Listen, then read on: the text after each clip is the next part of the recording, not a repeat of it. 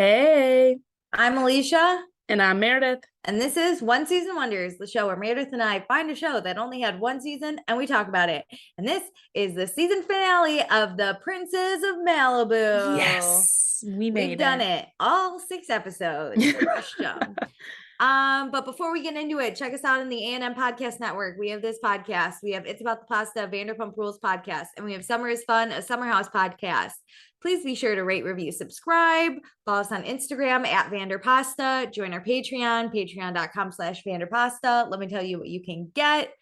For $1 a month, you get access to any episodes we record early, including this one. It was dropped on the Patreon first.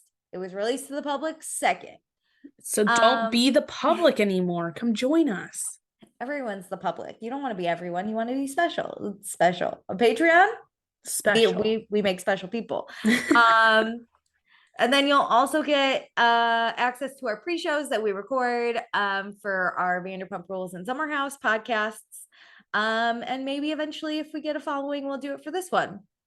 And then for $2 a month, you get access to everything I just mentioned. Plus, you get access to our after shows that we do for the Vanderpump Rules and Summer House podcast. So we can talk about spoilers or news or honestly, whatever the hell we want. We just want an excuse to keep talking. And then also, we'll say your name on the podcast. So thank you to Chris, Danae, Dustin, Jackie, Casey, Kimberly, Cameron, Tiffany, Tracy, Gina, Jennifer, Kirsten, sorry, Kelsey, Mariah, and Sarah. That's my bad, Kirsten. Well, because of that, I'm jumping ahead. Yeah, you're our patron of the episode. I felt that too. Okay. So $5 a month, you get access to everything I just mentioned. Plus, for live shows or seasons that we do eventually, if this gets a following, we'll do it for One Season Wonders. Or we'll throw something in there. But for our live seasons of Vanderpump Rules and Summer House, you get to ask us your questions, concerns, comments, whatever, and we'll read them on the podcast. And then also we pick a patron of the episode or a person of the episode. But this one's Kirsten because I messed up your name. I'm so sorry. I don't know why I had Kristen Doty from Vanderpump Rules pop in my head, and that's not you. If it was you, that'd be pretty dope, but it's not you because you're Kirsten. No, be happy you're not Kristen and you're Kirsten. Suck a dick, Meredith. Okay, it's a Vanderpump Rules thing. Sorry. Okay. So we've made it. We're done. Let's talk about this episode. Let's do the season finale. Yeah, previously on this season of Princes of Malibu. Well, actually, just in general, and last episode, this season, everything. The boys recently threw an Elvis convention on David's lawn. So in retaliation, David put up a brick wall in front of all their bedroom doors. So they're literally crazier. Locked out. And they went to the pool house and decorated the pool house with all of his stuff. Awesome. David, and again in retaliation, took all of the boys' stuff and sold it at a garage sale to all these famous people. Incredible. That man won. I think David won. And again, to the ping pong ball side of the boys, they went to David's office and started listing Grammys again, which David immediately says almost landed them in jail. Love that. Yeah, because it's illegal to sell a Grammy. Oh, is it? Yeah, they said that on the show, but yeah, you can't sell Grammys. I was thinking the stolen property part. I mean, that too, but also you can't sell Grammys, you guys. Good. Don't try it. Don't do it. Seriously. Well, since they can't make money off of the Grammys, they need something else. And Spencer, our lovingly favorite cast member, dreams up a new money-making scheme. They're going to throw a tribute concert and have all of David's clients and artists be a part of it. They realize that they need to change up the lingo. They can't just have a concert that raises money, which will obviously go into their pocket. They need to call it like a charity event or partner with a charity. Hell yeah. That's too much. We're going to scam other people. Yeah. And we're just going to 100% scam people. We're not going to partner with a charity. We'll call it a benefit, because it's going to benefit us. Yeah. If we don't specify, we're not actually committing fraud. Okay? Exactly. We're just loose language. And Spencer continues with the loose language as he creates what seems like the website or whatever copy. The invitation. Yeah. Also, like, it is just for Canadians, which is a fucking hilarious because David's Canadian, so obviously the only people who would come see David are other Spencer's logic Canadians. about how like Canadians love So each nice. other so hard that like if a Canadian is throwing an event, every Canadian in this world will show up, is fascinating. Yeah, yeah. So Canadians are really big fan of other Canadians. I don't know if you've heard. There are So no fights in Canada. it's like we must support any Canadian event happening, I including this think benefit. this might have been before super famous Canadians such as Ryan Gosling and Justin Bieber and no, not Ryan Gosling, Ryan Reynolds. Sorry. Ryan Gosling's Don't from worry, the I was US. actually thinking of Ryan Reynolds in my It's head. Ryan Reynolds, Drake, Justin Bieber, but this was after Joshua Jackson from Dawson's Creek. So he's a very famous Canadian. So There's a lot of famous Canadians that people don't realize, but there isn't just this club. Oh my god, my whole Apple Watch just heard my whole thing Even about Canadians. Siri doesn't understand it. This isn't a thing that like Canadians just like flock to each other just to support some random cause that gets set up a week in advance. Yeah, like I'm from Chicago and I don't like every Chicagoan. Sorry, No. Kanye West, you're not on my list. Just kidding. Well, Spencer reads off this like ad or whatever, the like event description. And he again uses clever language to say that it may include artists such as, and then like lists a whole slew of David's clients. Whitney Houston. Madonna. Oh my god. Michael Bublé, who we already Michael saw on the Bublé. show. Just like literally all these names that would be impossible to get one of them, let alone all of them. Oh my god, it's so funny. Yeah, Brandon thinks they're gonna get sued, which like I appreciate the level-headedness. But you know what? Also it's gonna be at David's house. Did we say that? Oh no, we didn't. I mean, everything happens at David's house, so why he would loves we book company. He would love Canadians to come over. He himself is Canadian. What else is the yard for if not to throw some like fun parties? Okay. So these boys do my favorite thing. They start cold calling famous people. All right, we have David's like address book thing again, and I'm like dying because they're just clearly going through it and just dialing random numbers of offices as if it would go to the direct line. I took such thorough notes on this because I have so many questions. They call Lionel Richie's assistant. Yes. And they're like, hey, is Lionel Richie there? And they're like, the assistant's like, no. And they're like, oh, is like, can you let him know we called? I'm from David's office. And they're like, no, which is the exact thing you do. Yeah. Plus these aren't these actual people's phone numbers. It's the assistant.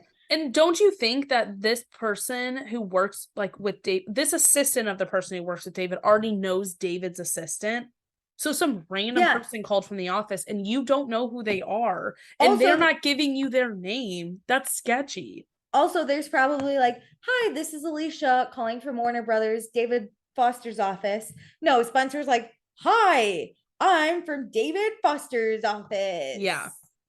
Is Lionel Richie there? No, you tell them what you need first. My favorite is when he's like, oh, so-and-so's not there. Can you give me their cell phone number? Oh my god, I almost fucking lost it. They're like, no. They also call Sheryl Crow, whose assistant also doesn't let them in, and they go, is Sheryl Crow around, and gives them the date, and she's like, no, she's out of town. They're like, oh, never mind. Bummer. Bye. All right, bye. Yeah. Kenny Rogers doesn't pick up. Wayne Newton's assistant does, but they hang up on him. Which they don't know who Cher is. They're like, who's Cher? Who's Cher? First, you disrespect Celine Dion. Then you go after Cher.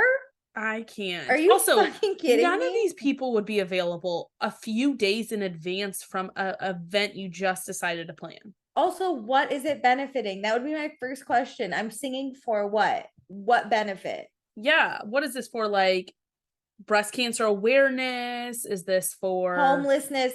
As Kathy Hilton says, homelessness or toothlessness.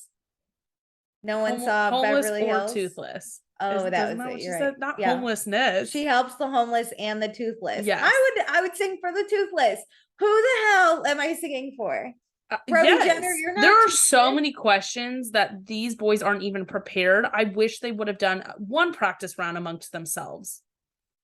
but no. Literally, it gets worse. Yeah, basically nobody can come. Either they're not getting through to the artist, or the artists are out of town, or they hang up on them. But Newton. Whatever. We then see David with Brandon. David's tackling, I wouldn't say the weakest link, but like the link that of this chain that has the most sense in them. Obviously, Brandon's not in on all these shenanigans to the level that Brody and Spencer are. So David's trying to like connect with Brandon to see like how we can find this middle ground. Like, why aren't you getting what I'm saying? You know, like, how is this getting so bad? And Brandon says he can see like a lot of it, but he knows that the boys side of things gets really pissed off when David pulls his stunts. So they of course want to retaliate, which this is like a normal parent thing. Like if a parent set a boundary with you, you'd like want to retaliate. Yeah, like that's normal, but we're not children, Brandon. You're 20, like 3 years old. Okay, also David says it's not about the money, it's about having a sense of urgency. All you need to do is have a schedule, literally do anything. Which we talked about that last episode. Like honestly, David does not need the income. He wants you to have drive and purpose. Brandon wakes up at 9 a.m., works out for an hour, writes music until lunch, eats lunch, goes to band practice, comes home, goes to bed. Perfect. What a day, Brandon. That could be your whole life. True.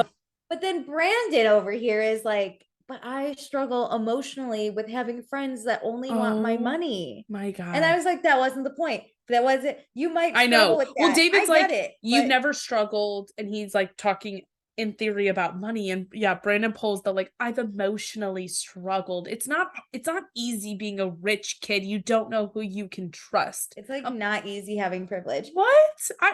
Okay, if you are in like the royal family, fine, you could pull this card in theory. You are just some famous person's kid living in LA where there are a million other famous people's kids. I don't believe you.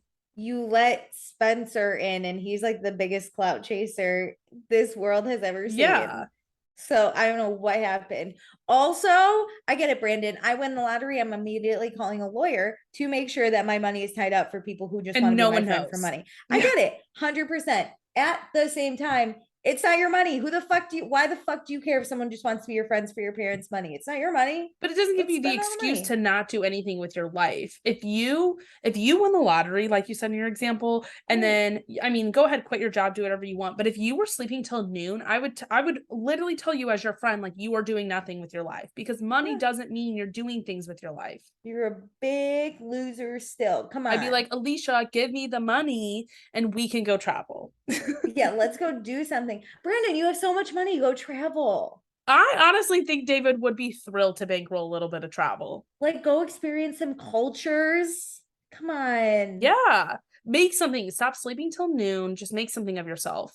Literally anything. Okay. But you know what? I really thought Brandon was the one with his like a good head on his shoulders, but we clearly see that he's not. He's emotionally damaged from all those friends. We go back to Brody and Spencer, who are quickly realizing that they're screwed for their event. Oh my God, they sold 127 tickets. Yeah, there's a lot going on here. We've sold tickets, we still don't have anyone for the event. And now we realize a different problem of getting David to the event. So they call his assistant to clear his schedule with him, and they find out that he has and he has to be up in Sacramento, and then he's gonna like video. Yeah, and then he's gonna like meet with the governor. So he's pretty booked up on Sunday, which isn't great. Do we really think he's gonna meet with the governor? I don't know. And I don't believe half the shit, but I appreciate the story they're putting together in every episode. Like, they're keeping me entertained.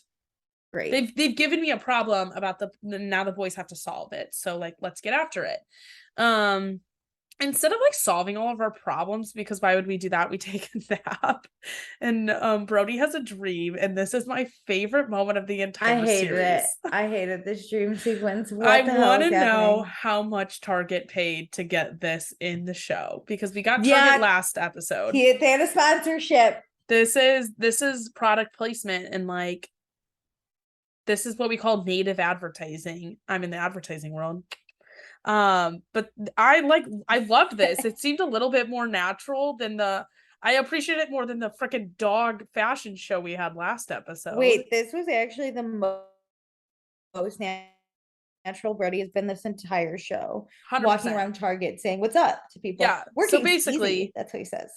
Yeah, Brody wakes up or is in his dream and he's working at Target. And I was like, I would pay money. I would pay Brody a lot of money to work at Target. So also my dream job is to get a Target discount. So I get it. 100%.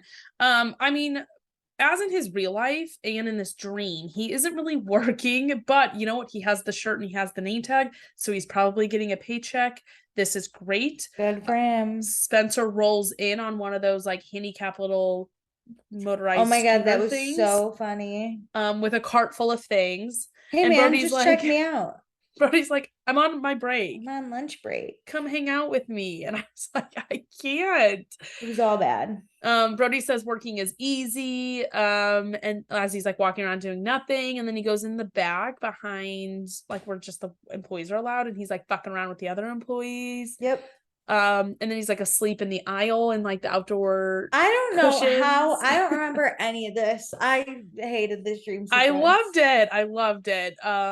Congrats Target for your native advertising. Appreciated it. Back to the normal world. Spencer, like, I guess he wasn't taking that, but Brody and Brandon were, and so Spencer comes in and is like, hey, do you guys know what today is? And then they're like, no, we don't really care, we're just sleeping. And Spencer's like, listen, we sold 200 tickets, we have 0 artists, and like, why are you sleeping? We have a whole fuck ton of work to do for this freaking benefit that's going to be a giant failure.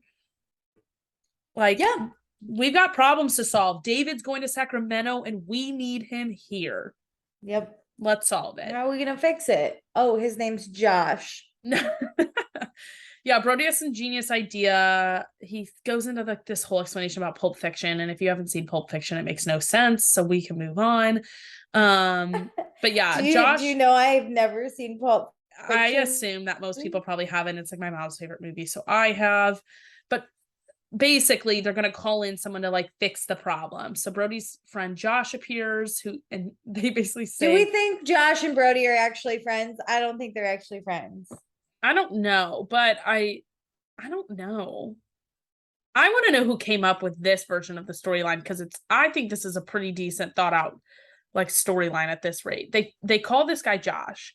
And we cut to David working out, and David gets a call from the governor of California, who at the time is Arnold Schwarzenegger. Okay, I want to be clear. My first note is this does not sound like Arnold Schwarzenegger. Okay. On the phone with David. It sounds enough like him, in my opinion, for people who watching this back to 2005 and like, this is terrible quality. Like, it passes enough in the idea of like, this is what it's supposed to be. There's no moment I was like, is it? I don't think David would ever believe this, but I'm like, oh, I terminate. Like, it literally is just a mumbled up like. I agree. But if you think about the rest of this country who probably does not know Arnold Schwarzenegger, for the audience that's watching this, they're like, this is incredible. That's true. But David gets a call. The governor basically says he needs to move up the time that they're gonna meet. And because like the logistics are changing, he's gonna send a helicopter. So David can take a helicopter up to Sacramento and back. And it's like, sounds great. No questions asked. No, love it. Can't wait for this meeting. We cut back to the pool house, and it's actually Josh on the phone doing this accent. How crazy. We hang up, and the boys are celebrating like this is the greatest thing in the entire world. We did it. We got him. We did it. Hooray. Oh, that's from Dora. Wrong turn. But Brandon quickly realizes, how the fuck are we gonna get a helicopter? Where do we get a helicopter? That fucking cracked me up. I was like, you don't think through the logistics, do you? But also David probably has a helicopter, so I was wondering that too. Like, if he has a private jet, doesn't he have a helicopter? Probably. But you know what? We're swapping one problem for the other. I do agree. Getting a helicopter is probably easier than changing David's whole schedule. So it is the day of the event. The boys are like setting up for it at home. Brandon's Spencer like has a ton of Canadian flags. the best. He's like, got him, guys. And I'm like, why are we so hardcore on Canada right now? It's only Canadians coming. Like that's the Batman signal. Like if Canadians in the vicinity get telepathically like a signal that there's a Canadian flag, they're gonna come running to this event. We have tons of them. Yeah, plenty. We're not 100% sure if David's gonna come to the event, if the helicopter situation will work out. But like if David's gonna play, if David doesn't get here in time to kick off the event, the backup plan is that Brandon's band is gonna play. Big Doom. Yeah, if you listen to last Doom, episode, baby. This is Brandon's band at the time. And we're gonna do it. Who needs Celine Dion when you got Big Doom? Yeah, I mean, let's think back to the promotion that we gave of this thing of artists may include and a whole Whitney list Houston, of famous Celine people. Dion, Kenny Rogers, all these people. Big Doom. You are getting Brandon's band, and Brandon is like, people will not stand for that. But Brandon at least has some sense. Brody's like, no, people love Big Doom, and Brandon's like, no, they won't. I'm bad at music. Yeah, and he's like, and Brody's like, sorry, we fucked up the sign. It was supposed to say something about how David presents this band, but all the sign says is David presents, or like something like that. It doesn't make sense, but I mean, this is clearly going to go off without a hitch. Perfect plan. Meanwhile, in Sacramento, David is at his music video shoot. He's like, this is crappy, and is like giving his notes on the shoot, and then tells an employee that, hey, I really need to wrap this up because I have a meeting with the governor, because I'm having drinks with the governor, actually. And I'm gonna write a song for California. And I'm like, the state, like the whole state, you're gonna write a song for what? Where do California already has an anthem, David? It's the theme song to the OC, so you're a little late. It literally just says California a million times. You're okay. What are the taxpayers paying for a formal song by David Foster? What? This is the dumbest version of this. It's called an anthem, Meredith. I guess. I mean, I can't wait to hear it. I don't know about you. Our school's gonna play it at the top of every like school day. Yeah, instead of the national events, instead of the Pledge of Allegiance, we're gonna sing the California national, or I guess the new California national anthem. Yeah, the official, like we are putting it on the. It's not a national anthem; it's the state anthem. Yep. Yeah. Okay. Oh yeah, that's true. Well, fuck it. Whatever. Linda finally finds the boys fucking setting up this event and has no problem with it. I love how she's like in the pool. Oh, a piano, and look at that banner. Like classic Linda, like sees problems, kind of touches on them, but immediately gives up. Literally can't. And then the Canadians show up. We got a whole slew of people. Spencer's handing out the flags. We quickly get to the crowd being a little antsy in theory, and so Spencer makes sure to tell them that like, don't worry, people are in transit, they're coming. So crazy. The mayor shows up, and Linda's like not Malibu. Mortified. Linda's like, oh my god, the boys invited you, how sweet. Oh my god, this is amazing. Back in Sacramento, David's leaving his shoot and goes to get on his helicopter, but there's a problem. Why would the governor put a helicopter on top of a roof? And I'm like, David, because you're in a fucking city, there's no open land for a helicopter to land. But he knows that David never takes the stairs or never takes the elevator, so he has to take the stairs. Which I'm like, why are rich people so fucking crazy sometimes? I don't know, but this was in his documentary and I forgot about it until this moment. Yeah, he says it's been over 20 years since he's taken an elevator, and I don't understand. It's literally insane. There's no reason to do that. I agree. But either way, he's not taking it, so he's going to climb the stairs to the top of the building. Which good luck, David. I hope you make it to the top. I would never. We're back in Malibu. And since David is not here to kick off the little concert, Brody announces that David's favorite band is gonna play. Horrible. Brandon is so embarrassed, and no one cares because some dude takes a fucking phone call in the middle of the band. The people are annoyed, and we just keep getting timestamps of how long this concert keeps going on. Oh my God, David 2 hours. running to like climbing to the top. So it did not take David 2 hours. I can guarantee you it did not but he's take gotta David take a 2 hours. helicopter.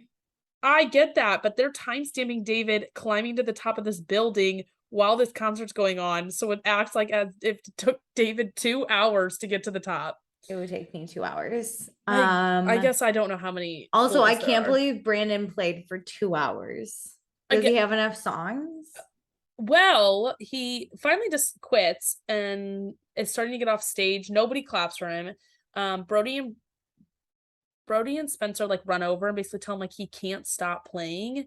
And Brandon says he's already played like I forget the song he said. La Cucaracha. Yes.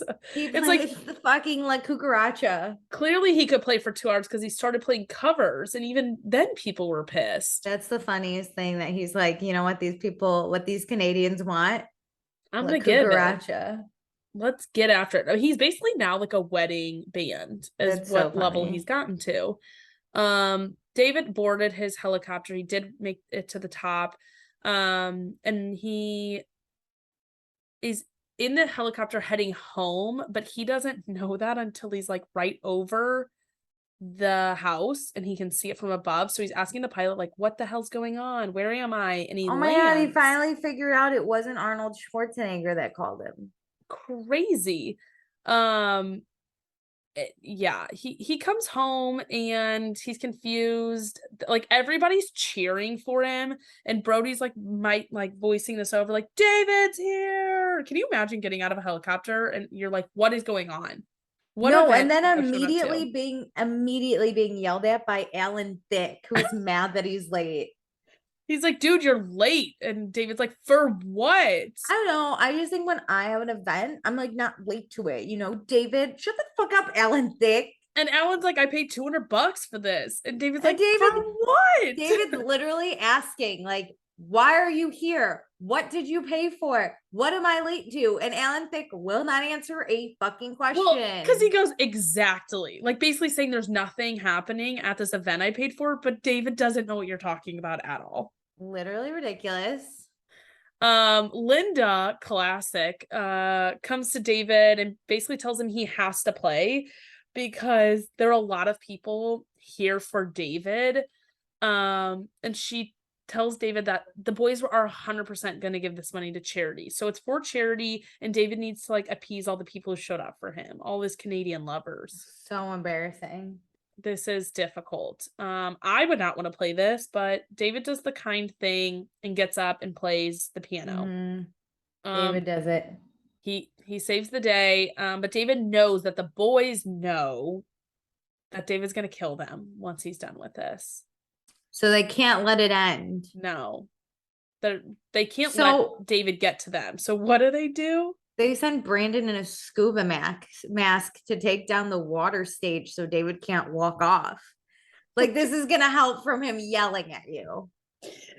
I'm like, does the audience not notice that there's someone in a There's a man scuba diving in the pool. Why didn't they just take the money and run? Honestly, like, let these people go. And like, what is David gonna do? Like, watch you hand this cash to a random charity? I don't even know.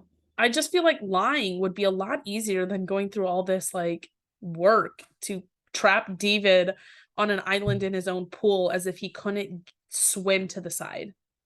Horrible. Well, David's done playing and realizes he can't just walk back to the side of the pool.